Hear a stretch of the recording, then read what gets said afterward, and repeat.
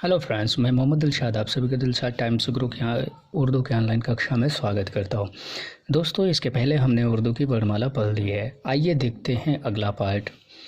आ के ऊपर ये जो निशान दिखाई पड़ रहा है इसे मद बोलते हैं और इसे पढ़ेंगे आ मद्दे ज़बर आ।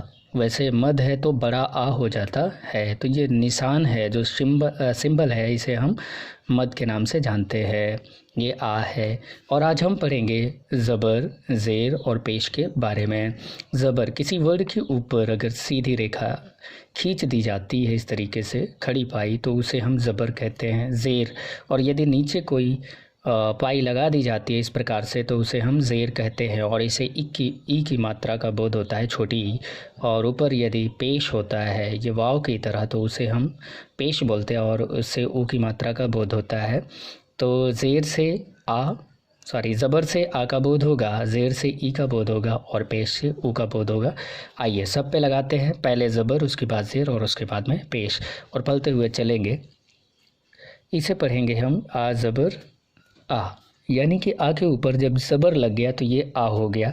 इसी प्रकार से बा, पा, ता, सीधा, टा, सा, जा, चा, हा, खा, दा, डा, जा, रा, जा, सा, शा, सा, जा, ता, जा, आ, गा, फा, का, गा, ला, मा, ना, वा, हा, आ, या। अब देखते हैं ज़ेर।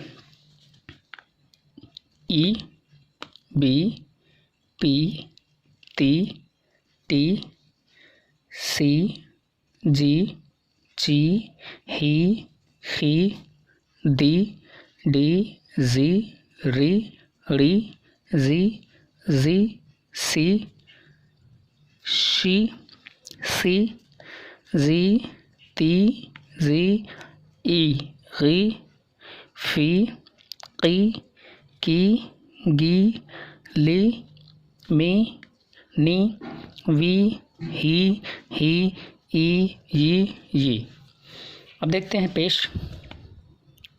ऊ, बू, पू, तू, टू, सु, जू, चू, हू, खू, दू, डू, जू, रू, रू, जू,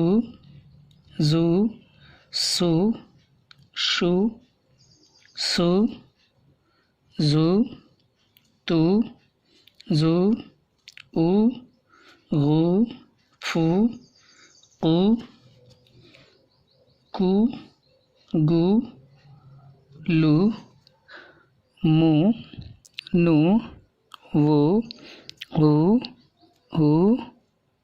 ऊ, यू। तो एक बार फिर से रिपीट कर लेंगे। आ के ऊपर मद लगा रहेगा तो ये बड़ा आ पढ़ा जाएगा, यानी कि आ, और जब ज़बर लगा रहेगा तो वो आ पढ़ा जाएगा।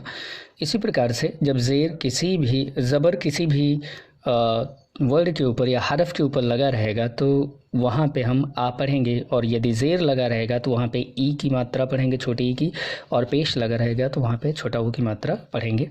आइए 2-4 अक्षर इस प्रकार से भी पढ़ लेते हैं। आ, दा, जा, मा। इसी प्रकार से ज़ेर लग गया तो ई, दी, जी, मी। पेश लगा करके ऊ, दू, जू, मू। ये वीडियो आपको कैसे लगी कमेंट करके ज़रूर बताएं। हाँ, दोस्तों के साथ में इसे शेयर करना ना भूलें। मिलते हैं अगले वीडियो में।